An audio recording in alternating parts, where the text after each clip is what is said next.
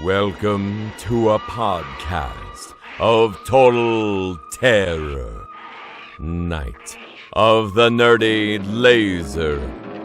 A podcast which celebrates films of horror. Night of the Nerdy Laser. A night with a podcast that won't stay dead. A podcast of total horror. Night of the Nerdy Laser. Ladies and gentlemen, welcome back to Night of the Nerdy Laser podcast. I am Matt Henry. I am Richard. Where has this movie been all my life? Yule? And I'm past the V8, Jeff Lown. Yes, it is definitely past the V8. Jeff Lown has picked out an amazing classic. And tonight, we are going to be talking about Ninja 3 Exorcism Boogaloo. It's Ninja 3 The Domination. And this is a canon film. You can tell right off the bat this is a canon film. I didn't know what to expect walking into this, but what I got was a glorious masterpiece. Jeff, where did you find this movie that literally rivals Lady Terminator? So, God, I love Lady Terminator. This is better. I didn't think y'all had seen Lady Terminator. Oh, yeah. Oh, I love that. We need to do that. Yeah. I don't know. I just, one of those films, probably listening to podcasts or reading stuff online. I always try to find like best whatever, and you get random lists on IMDb. I was going to say, what list was this on that included best ninja exorcism? So it's Ninja 3, right? So it follows Revenge of the Ninja and Enter the Ninja, which is very weird because those films are nothing like this. But they do share the same guy. The ninja guy is in all of them. Yeah. I brought this up to Jason at the dungeon, and because he loves this movie, and he doesn't think it's a sequel to those. But I mean, it says it is, but is it? Not really. Well, this was back in the day whenever you had and I think these were canon films too, but you had like Surf 2 and Surf 3. Even if you go back further, I think some of those Meatball movies weren't related to each other. They were just making sequels to movies that didn't exist. Are crazy. Yeah, the Meatball movies. I mean, there's an alien in one of the Meatball movies, and then one of them's a porn. So yeah. So this, as Jeff said, this follows the Enter the Ninja from 1981. Then we had Revenge of the Ninja in 1983, and then this popped off in 84. It was riding a wave that was coming out of the 70s that was popularized by Bruce Lee.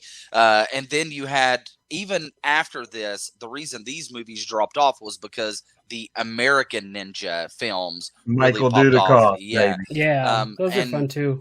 Those are a lot of fun, but not nearly as fucking crazy as this movie. Well, I mean, those were meant to be serious, and I mean, Jason says this movie was meant to be serious, but there's just no way. Like, it's so insane. I've noticed. If you don't even want to watch the whole movie, just watch the first 15 minutes. It's pure insanity for 15 minutes of this movie. There's a murder on a golf course. There's a lady telephone pole worker. There's a dude disappearing into the sand. There's just so much crazy stuff. And can we talk about how great the Canon symbol is, actually? Mm-hmm. I really want to better logos. Yeah. I love the Canon logo. It's great. Well, this starts off, and we see this real hunky guy, and apparently he's playing golf on a golf course, and we're kind of thinking, what is this guy? Is he like a bodyguard? Is he an assassin? Is he something? No, this fucking bodybuilder is supposed to be a scientist. This guy looks about as much like a scientist as I do a college major. I don't know. Like, it just doesn't work. But And then there is an all-out assault on the golf course, which then catapults into every vehicle hurtling into the lake. And then one of my favorite sequences of all time that I've ever seen in a ninja movie, where this ninja is hanging onto the bottom of a helicopter, and he puts a throwing star in his foot, and he's like, kicks it into the dude, throws it into the dude's eyeball. Because it's brilliant. I loved it. And he crushes a golf ball with his bare hand. Don't forget. Yeah. And later on, not to be outdone by the pool ball later on. Yeah. I was gonna say we get another smashing sequence a little bit later. Well, the cops show up, and he's destroying all these police officers until they finally shoot him, and he goes flying into the air. He throws down a smoke grenade, and all the police officers are like, where did this dude go? Apparently, he's also a groundhog because he burrows into the dirt. That's not the first time that happens in this movie. I was going to say he burrows at the end. On this time, he just appears like all of a sudden when everybody's like, "Okay, everybody, leave this guy, leave this space." He just like uncovers himself with dirt. He literally John Carpenter vampires it. He just uncovers himself with Then we're introduced. So this girl who is a telephone pole operator and also a supermodel, it kind of follows around the same time what was another really popular movie, which was Flashdance. So it was like in Flashdance, she was like a construction worker who was making money to pay for her side job, which was dancing. So in this movie, we have the same thing. We have a telephone pole worker who is only really there so that she can make money to do her aerobics and do her dancing. I've never seen a telephone pole worker look this gorgeous. It doesn't exist. Most of them have giant bulls on their face. They have cancer on their ears from too much sun. It's not good. It's not good. I've never wanted to live.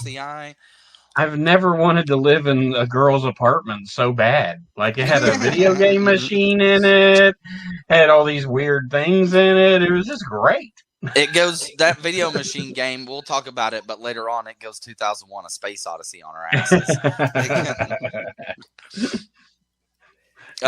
So yeah, I mean, it's just, this movie takes every single early 80s, late 70s trope and tosses it into like a bucket and then just shakes it up and gives even you even Poltergeist. We get a lot of Poltergeist. We get a lot of just Exorcist type stuff. My favorite part is where the exorcism is just the best. But where she's like, she's windmilling. Oh no! Are you talking about whenever she I have it written down here because she literally becomes a real life foosball player. She's spinning around. Yeah. Whoever did that had to be sick as fuck. So it's the aerobics thing that I mean, it's the high. So it's not that much different than like the Death Spa, that we watched where it's like aerobic dancing. All of that was the 80s with it was its height, right? Like the aerobics and the spa and all that. I mean, it was such a new thing back then that's all the 80s were in my mind. Like, with Richard Simmons and just the fitness all craze. That stuff. Mm-hmm. Yeah. Now, Jeff picked this one, and you may ask yourself, what is horror about this? Okay. The horror starts really whenever we realize that our main female lead, she has taken in the soul of the murdered ninja. The ninja ends up dying. This evil ninja, even though I don't really think he's portrayed as evil, you don't really, for whatever reason, you don't know who the bad guy is in this movie. Yeah, you have no idea. Yeah, you have no idea.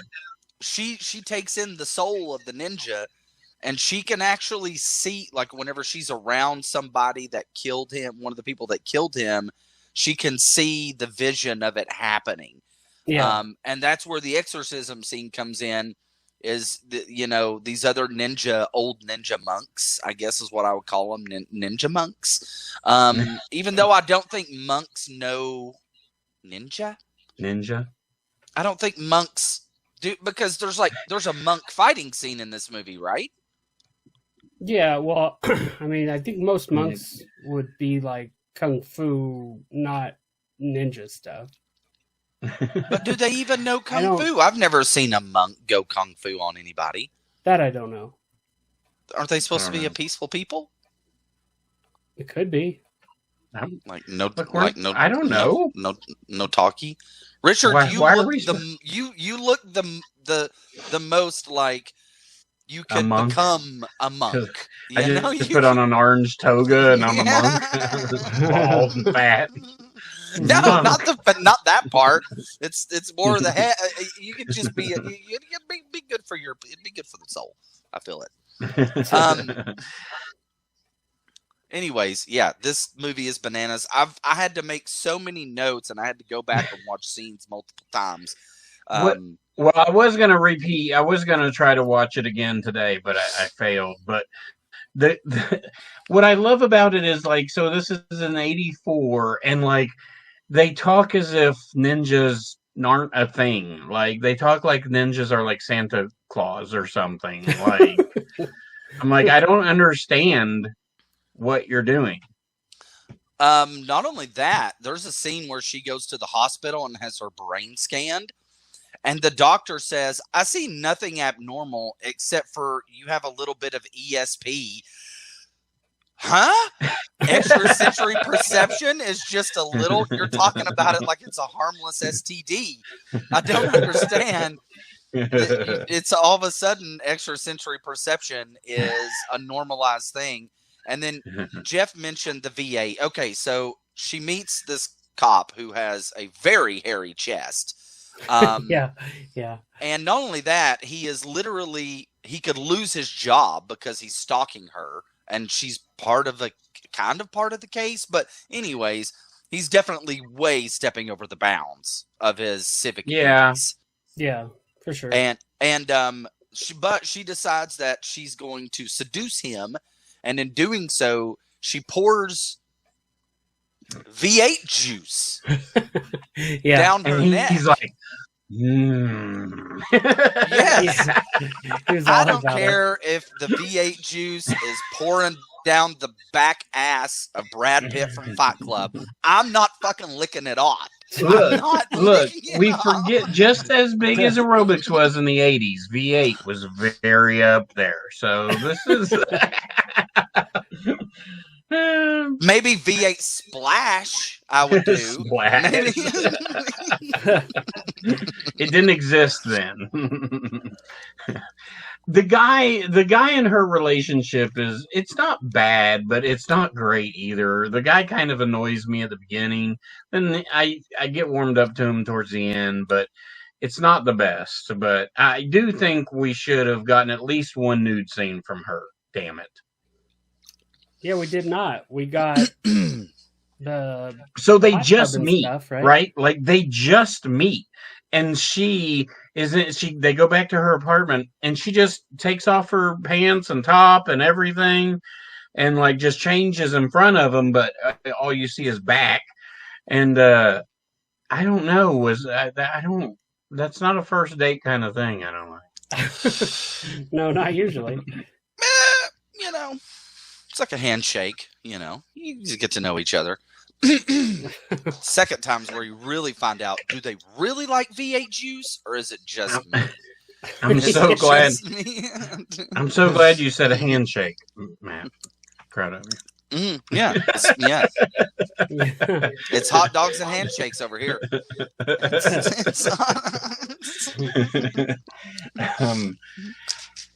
The movie could have probably been like a half hour and been fine. I mean, because it starts off at a breakneck pace, like, and then it slows down a bit. It does have a story that you can mostly follow, although they don't really explain inside this mountain why there's like this rock that everybody that this guy knows about, and it's like this treasure chest full of ninja stars and swords. Yeah, Are they magical? Are they magical ninja stars? I don't think so. Well, okay, so sometimes the ninja stars stick in the eye, and sometimes the ninja stars just bounce off the hand if the guy's holding the gun. I noticed because that happened at the end. He throws it. It just, I mean, the ninja star would stick in the hand, I would think, but it just like bounces off. He's like, ah. Well, whatever's more convenient for it. Exactly. It's whatever the ninja star was destined to do. Okay. So, okay, I have to talk about, there is a sequence where she realizes that she knows that she's kind of possessed, because the whole time she's like, I feel like someone else is in control of my body. And then there's multiple times where people keep on saying, only a ninja can kill a ninja. You know, they say that like a few times. But so she has this psychedelic experience in front of her. You sounded like Splinter from Teenage Mutant Ninja Turtles. Yeah. I made another funny.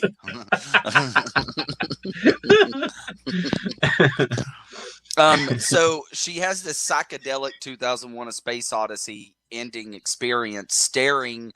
That's why this movie feels like just an amalgamation of so many movies thrown into a ninja movie. She has this experience where it's totally psychedelic, and then she realizes the only way to rid her body of this ninja spirit is to punch dance her rage out, Footloose style. She footlooses the ninja out of her body. It is one of my favorite sequences in the movie. So, I do love it. But isn't it?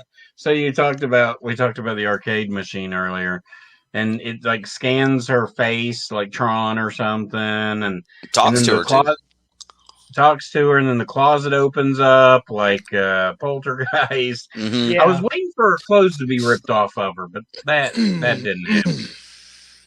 Oh, sorry, Richard. Sorry. You know, I would say I wish it would have happened to the other sex, but that dude was covered. Literally, he looked like a gorilla. He was covered in hair. It was. Oh, I was going to mention that. My God. I mean, I'm a hairy guy, but good God. It was like he was wearing a gorilla suit. Yeah, it was a coat of one color. Yes. It was. And then there's times where like she's like hugging up on him, and then she pulls back, and you can just see the hair sticking to her face. You know, I'm thinking that's what stopped the sword, was his mighty layer of chest hair. That's it. That's his bulletproof vest. Yeah. Yep. Just the chest hair. And we forget, like, chest hair and all that used to be, I guess, like a sex symbol. You know. So these movies were coming out around the same time as Death Wish, correct? Which was also canon, right? Yeah. I mean, Death Wish is around this time. The sequels, anyway. Okay. There's just something akin about all these movies that not so much that they are the same, but that they look and feel very similar to each other in production style wise, you know. And I'm just going to say, why in the hell not one, but two rapes almost happen in this movie during the day with about 40 people watching? What the hell? Yeah, that was something, wasn't it? I don't understand. Like, oh, the 80s. It's like this girl's being attacked, and the only our lead lady, telephone bowl lady, is the only one going up to help her, and everybody else is just like, what's gonna happen? Like it's Jerry Springer. You'd be surprised how often that actually happens. I've been to Panama City back in the old MTV days when Ja Rule was playing at Latitudes, and you know what? If it was happening on the beach, then you were shit out of luck. There is a zombie ninja fight in this movie. Yeah, there is. Which is another one of my favorite sequences, is whenever they transport the soul back into the other dude. And we're going to talk a little bit about the direction and the production, because there's so much going on in this movie, and just the fight scenes. I want to talk a little bit about some of the best fight scenes, because I thought the sequences were brilliantly directed, and I thought the fight scenes looked very capable and very entertaining. Well, I don't feel like any of the fight scenes are really believable in many ways. Like, not me. It was almost like down. Me, you, and Jeff are out there doing a ninja movie. You're full of shit. Let's try and do what they did in this movie. Okay? My favorite part is there's one part where it's just like the back of the building, and you see bushes, like you see bushes, and then you see. Oh, you see a ninja peek up from behind the bushes. It's so cheap looking. Like there's no, and like they're walking around in ninja gear, and during the day, like I know, dude. They gotta be It- swamp ass in that shit. Like, Oh yeah. they're But like, there I'm is over something- here chafing. I'm over. When it does show that girl's face in the ninja outfit, kind of like female ninjas. Kind of like female ninjas. But although I think it's much like female preachers, you're not allowed to have them. Probably. I mean, but Yes. but nowadays it's much more kosher. Like food? Well, it's much more acceptable, let's say. Female ninjas? Yeah. Or I think so. female priests, not priests, preachers. I'm in Sevierville. I don't know what you're talking about. You have to come down to You're to much West more Marylebone. likely to see a female ninja in Sevierville In than a Sevierville. female preacher. Oh, God. Why did Okay. ninjas go away? Because it was fake martial art. UFC. Blame Joe Rogan. Oh, It's his but why fault didn't for you everything blame him? anyways. But I mean, really, like we don't get any good ninja movies anymore. No, we don't. Jeff, tell me why you picked this movie. I want to. We don't get ninja movies or westerns. We need more westerns. No. Yeah. Quentin Tarantino has delivered the best ninja and western movie of the last 20 years. They're pretty good. Yeah. They're pretty good. Yeah. So why did I pick this? Because it's a gift. Everybody should see To it. yourself. Yeah. Well, it just helps me like Jeff, you're such an interesting guy, because you came into this and we're all talking horror stuff, but before this, and some people listening may not know, or they may know, but you did the Fistful of Action, correct? Yeah. Okay. So, and it kind of gives me like a little bit of glimpse into your soul, that this is your cup of tea. Oh Because yeah, I he feel loves. Yeah. He has the Shaw collections. He wastes a bunch of money on box sets of ninjas and old action. I love. Yeah. I mean, not just the fighting and stuff. Sure, I love the action movies of the 80s and 90s. I mean, if you don't, you're nuts. So. Well, I just feel like if you smoked, like I would love to have a party at your house and just get bizaked and watch Ninja 3 and just laugh the whole time, because that's definitely the kind of movie that I was wishing, man, I wish I would have smoked a bowl before this, but I didn't. So Yeah. pause, smoke a bowl, then come back. That would probably enhance it, I'm sure. Yeah. But no, Can't hurt. Yeah. Yeah. If anything, you'll just eat or go to sleep, so it's fine. But no, I like this one. Just I don't know, when I was going through all the like 80s martial arts stuff that wasn't like kung fu classics and stuff. So I found it in that and like American Ninja, and it's like its own little subgenre, like Americanized ninja movies that don't fit in like a period time frame. It's just modern day. It's like 5 years where they just pumped out like 40 Americanized ninja movies. Man, those are so good though. Yeah. I mean, if they were all like this, I mean, they're great. So, okay, the end of this movie, whenever the guy there's a fake out because the bad ninja guy does one of my favorite things, and which could save everybody in this world a whole bunch of money if you were just right before you die, you were just able to just start spinning around and bury yourself.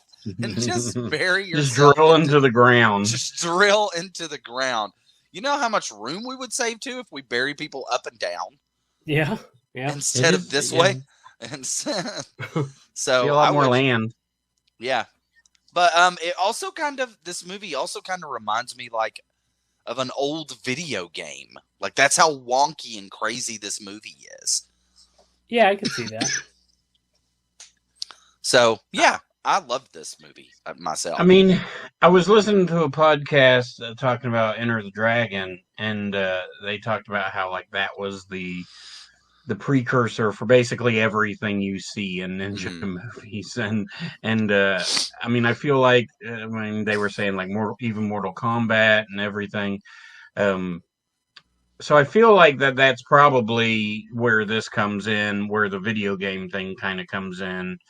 Because it just they both video games and movies started to kind of play off of each other, especially like ninja video games. They kind of look like how they look like in movies, because a lot of times they're not doing the actual thing. They're cutting, they'll start to flip, they'll cut away, then they'll look, and they'll cut back. You'll see them going over, but they didn't actually jump over. Yeah, it's like so a lot of times that's how it looks like in video games. It's clunky. So I think that's the correlation. I remember the plain Nintendo American Ninja. Was that the name of that game? There was a plain Nintendo game. No, there was a plain Nintendo game that was just like Ninja Assassin, Ninja Assassin, Ninja Gaiden. There you go, Ninja Gaiden. That game was the shit. That game was awesome. Ninja Gaiden was cool. Shinobi was cool. Wasn't there a movie about Ninja Gaiden a few years ago? Probably. I think probably Yui Bowl. Probably, yeah. And it's the redheaded kid from A Christmas Story playing Ninja Gaiden.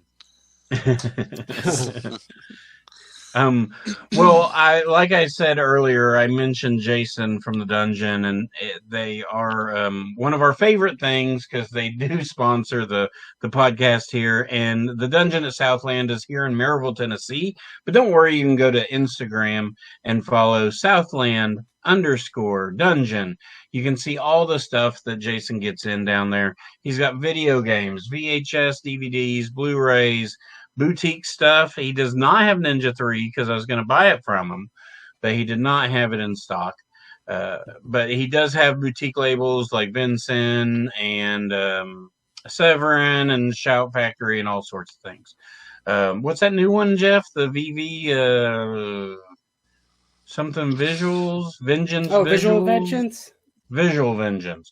Yeah. They're a great new company. They take a lot of care with their stuff. Like every movie has like stickers in it and has like a little book, and it's not like fancy like the Vinegar Syndrome stuff. Sometimes it's just like a slipcase, but I mean it's really cool stuff. And that's that. We really should cover Bloody Muscle Bodybuilder from Hell. I thought you were going to say Suburban Sasquatch. Is that a thing? I'm pretty sure they put out. I just perked up a little bit. I'll look it up real quick. Suburban Sasquatch. That used to be my nickname in college. No, I'm just kidding. Yep, it's a movie. They put it out. Visual Vengeance put it out. They did one with, I think Linnea Quigley's in one too. They just put out like Heartland of Darkness or something like that. Yeah. So you can go to Instagram, Southland_Dungeon, find out all sorts of things from there. You can also go to southlandbooksandcafe.com. It's this really cool, like just a bevy of coolness. It's a used bookstore, a cafe, a pub downstairs, and then you got Jason all chained up in the dungeon selling you VHS tapes. So speaking of Burden the Book, this Friday, the 16th, we are doing a very trash talk Christmas party. It's going to be very cool. You can find out more information on the Night of the Nerdy Laser Facebook page. We're going to have virtual guests. So Brian Brimmer from Silent Night, Deadly Night 5 will be part of the Trash Talk TV show that we do. And also Mark Scheffler, who you can see his 45 plus minute interview that we did with him on YouTube right now on the Night of the Nerdy Laser YouTube channel. Please subscribe and you will get the notifications whenever we do something new over there, which is we post stuff weekly, including this podcast. All of our podcasts have audio and visual versions of them. But yeah, this Friday, the 16th, it's a very trash talk Christmas party. And it's going to be fun, something unique, and it's free if you're in the area. And if not, and you want to buy an autograph, just go to nightofthenerdylaser.com. That will take you to a list of things, and just visit our store, and you can buy the tickets in the store. So check that out. Back to Exorcism Ninja. Don't you feel like there would have been a better name, like something like Exorcism of the Ninja? We should make that. That sounds like a movie that I would make and watch. By the way, Jeff, you posted this. I didn't know about it. Velocipaster 2 is coming. I hope so. Oh no! Now, did he it just was funny that out? He did that because I think he was saying number 2, but Matt just peaced out. He's like, "Peace out, Velocipaster 2."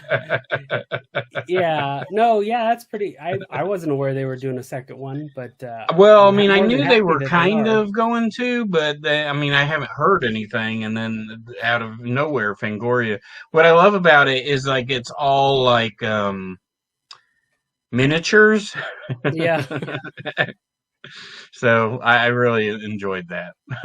But they go to Italy in this one, which I'm sure they don't really go to Italy. Yeah, I couldn't imagine they got the budget for it, but I'm sure I really do want to see where they go with it. Should be fun. Oh, yeah. So Velocipaster was one of the first episodes we did on Trash Talk. You can find that on the YouTube channel as well. I'm dropping all the Trash Talk episodes as I can on YouTube. Matt is trying to come back, but it is not working at all. So we will continue on for a minute until we can get him back. And yeah, I mean, we're sort of at the end of this movie. We've talked a lot about the stuff that happened. But is there any one scene that we haven't talked about that you want to talk about, Jeff? We sort of talked about the death scenes, but we didn't. I mentioned it with sort of just briefly. But so I want to talk about how, like, she, you guys said when she walks by these people that the ninja's soul knew that killed him, she always gets like the visions and the pain. Flashback of them like, oh, yeah, just shooting him dead. And so, the one cop has 2 girls around his arm. He's just in the station. He's like, ladies, hey, and like leaves the station, and they go to a spa, like that weird spa or something. And they're just sitting in a hot tub, and she shows up right, possessed. The hot tub. I forgot all about that. Yeah, she shows up like possessed and like just starts like making out with him, and they're like, "Excuse me, lady, who are you?" And they're like, "Let's get out of here." And then she has that ring on her hand, and it had just that. Little... You mentioned Velocipaster 2, and I got kicked out of the room. No, you said peace. No, I was trying to do.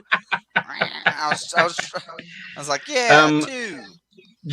Jeff was. Now you're frozen. Oh, Jeff just talked about we just started talking about the hot tub scene. So, what did you feel about the hot tub scene? It was vicious. It was totally vicious. But so she had a poison ring, right?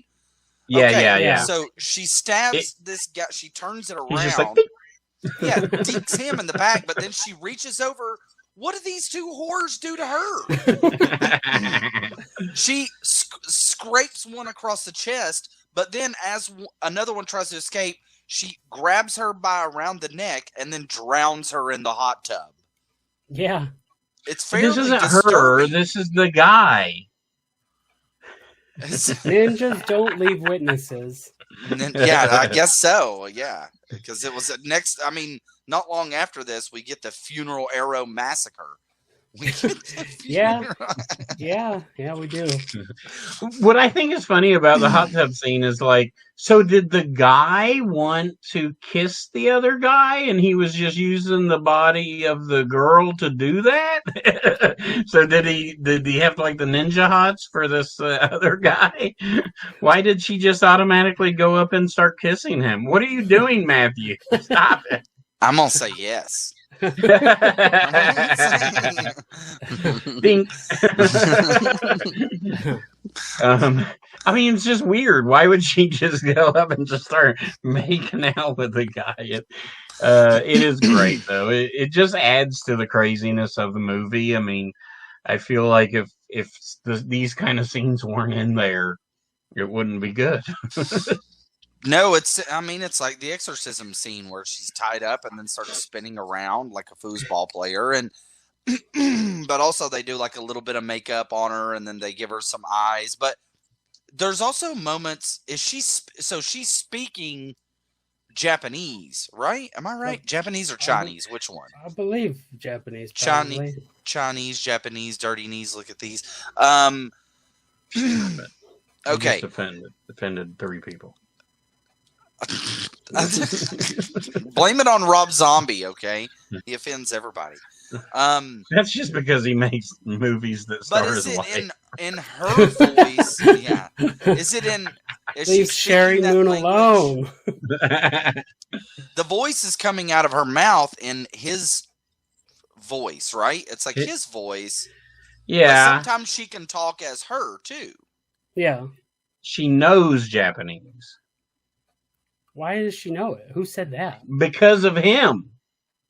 Oh, yeah. He instilled her with the Chinese, Japanese, Southwest ghetto cheese. Well, when you get possessed, you get all the language prior to possession. Prior to you, yeah. I don't. You're trying to make sense out of this movie, and it's not working. Pre-possession is far less more interesting than post. Yeah. Because in post-possession, Richard, as we have explained, you can also move things with your mind, like swords and shit. Yeah, you can have them float through. I do like the floating sword in this movie. The floating sword is like its own character in this movie. I was talking out of the closet at night. It's like, hello, and then just goes back. I was speaking of making things float. I was talking to a friend of mine, and we were talking about like a Friday the 13th game. And this is someone who knows nothing about the franchise, not really, but anyways. And they're like, "Oh, okay, so this character, this character, this character. Well, why is it Tina can do this?" And I was like, "Oh, that's because Tina has telekinesis." He's like, "Wait, what?" And I was like, "And she was supposed to be Carrie." Yeah. She killed her dad. She brought back Jason. She's telekinetic. She has mental powers. Okay. just go with it. Just go with it. Just roll with it. And that's the definition of this movie. Just roll with it. Just what can we? Yeah, it's for sure a movie that you'll have fun watching. Like, I mean, don't take it serious. Like, I wonder if I showed my wife this movie, what her real opinion would be. She would probably think it's stupid, but I mean, I hope she would find the humor in it too. But do you think they didn't make it thinking that it was going to be humorous? I don't think. So our friend Jason down at the dungeon, one of his don't die on us. One of his favorite things is when somebody pours their heart and soul into a movie and it's terrible and it ends up terrible. But they had good intentions. And I think that's why he loves this movie, is because that's what happened. But I mean, I don't think they made it to be a bad movie, but I think some of the comedy that's in it, they knew it was there. But maybe not. This is 84, so this is 84 maybe it's canon. I don't think they thought they were making a funny film. I mean, I'm in agreement with you, but I mean, you don't think they never thought that any of the scenes were funny? Not even when she was going.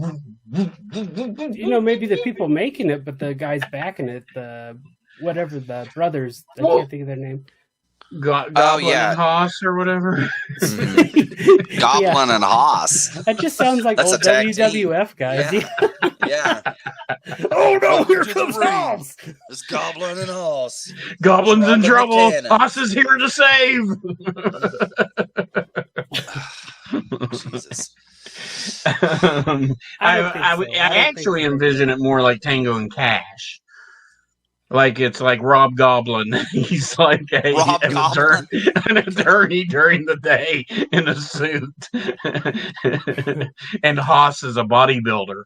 And somehow they're stuck together to get out of a situation. Well, and then, this also makes me think about how pathetic our independent cinema is nowadays. Because a movie like this could never be financed now. Like, we'll never have movies that are this silly again. Granted, every now and then you get a Velocipaster that comes along, but its budget is so micro that it's not even in the same realm as this. Like, this had a budget. There was explosions, there was fight sequences, there's a helicopter. There's a helicopter, there's car crashes, and I mean, in Velocipaster, there's a car explodes, but we don't see a landmine. Yes. Adeline. Yeah.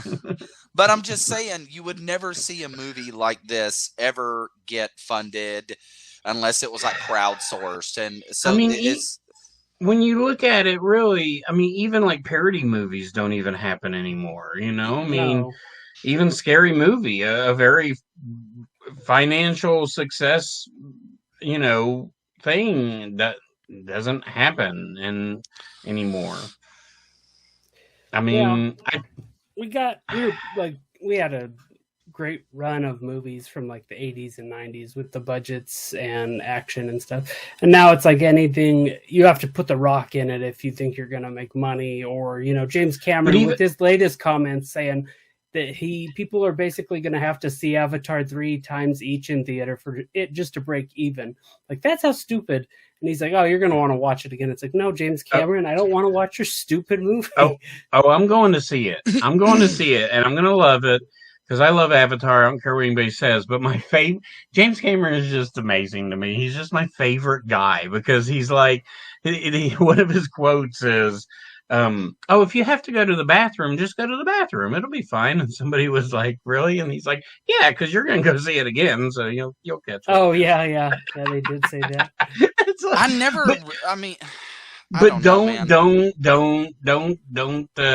Don't say nothing bad about the Cam Man, because Titanic, everybody poo-pooed Titanic.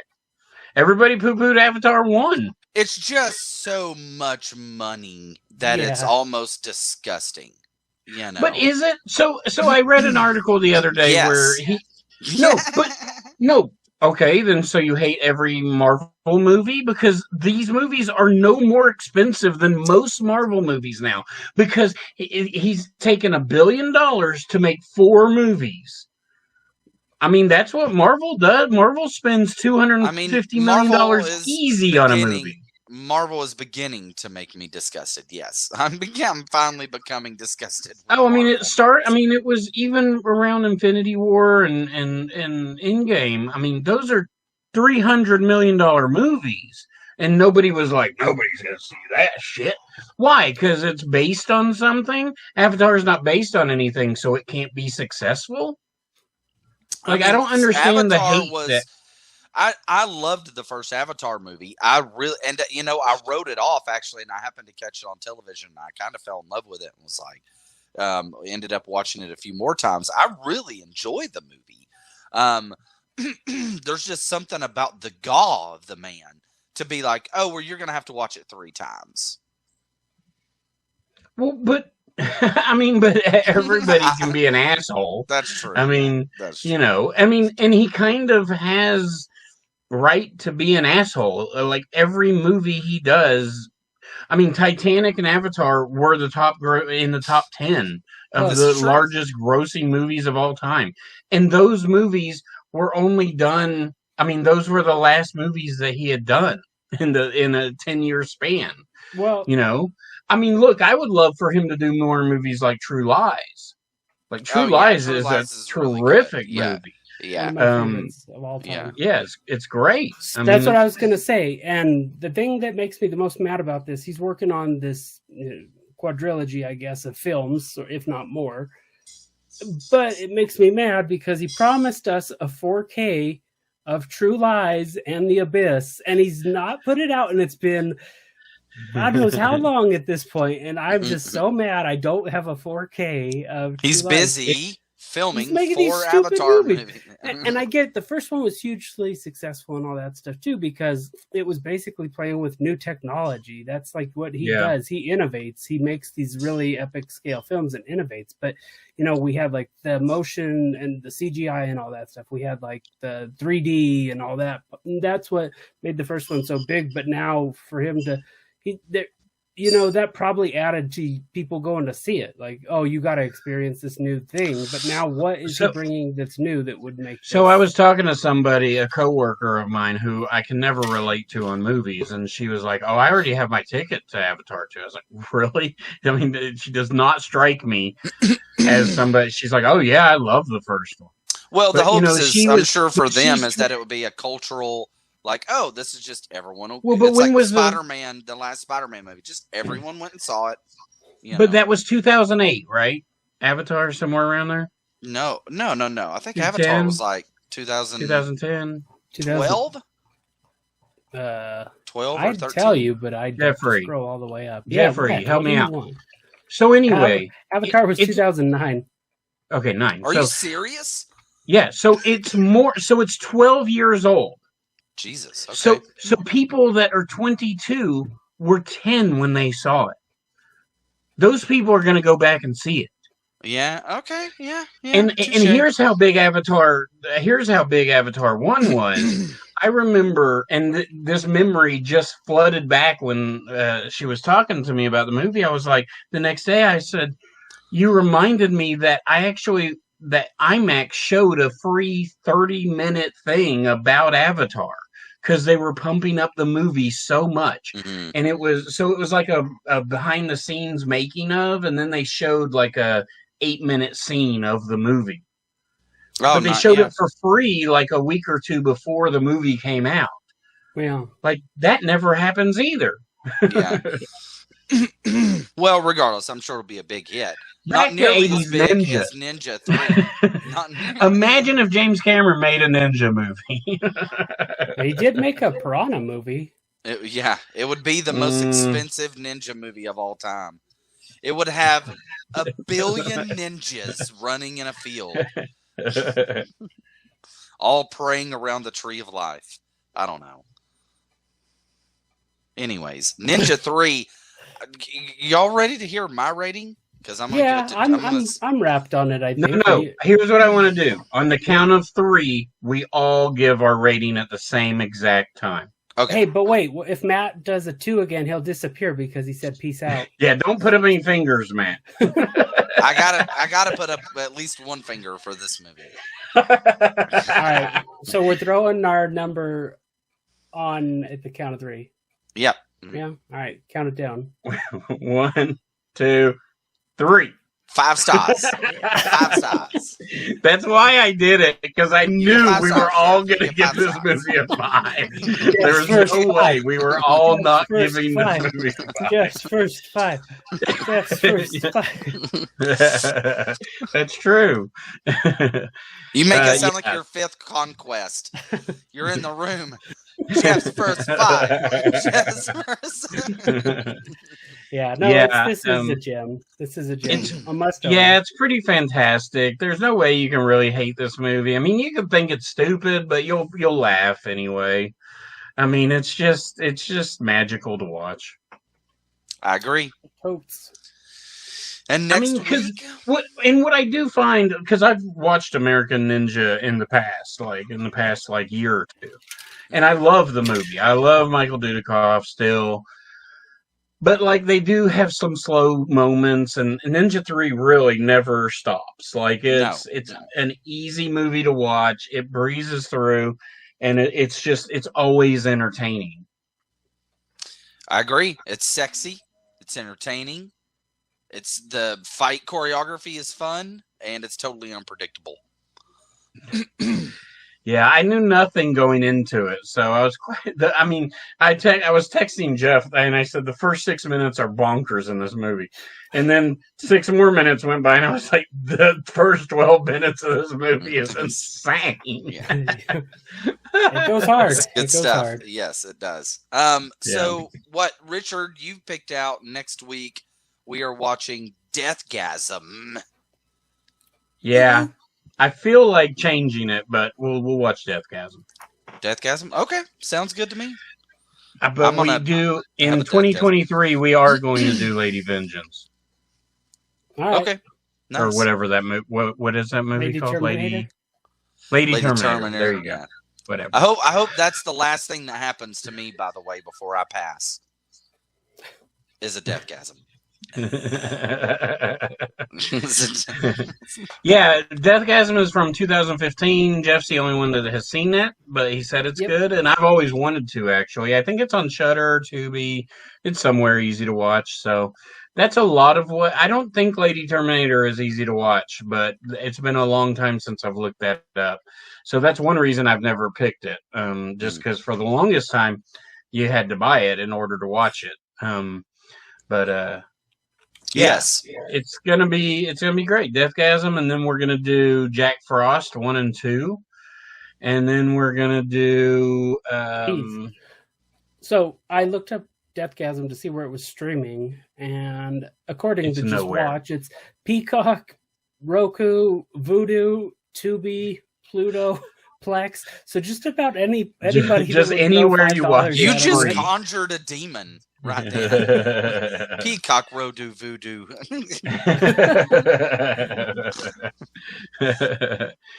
But yeah, so, and then we're going to do Dead and Breakfast. I'll have to get that copy from Matt, and so I can finally watch it. But until next time, guys, thank you. Leave a review. Follow us on YouTube. Please follow us on YouTube. That will help us out immensely right now. All you have to do is click subscribe. Doesn't cost you a thing, and it helps us out greatly. And there's a lot of content there. If you want to watch it, you can.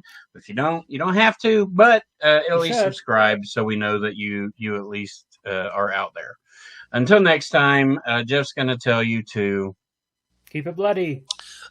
Because somebody has to. Boy. Sorry. I'm sorry. I'm amazed it took this long in the episode for that to happen. No, I did it earlier on, right? No, not that loud. You were saying what the possessed lady said.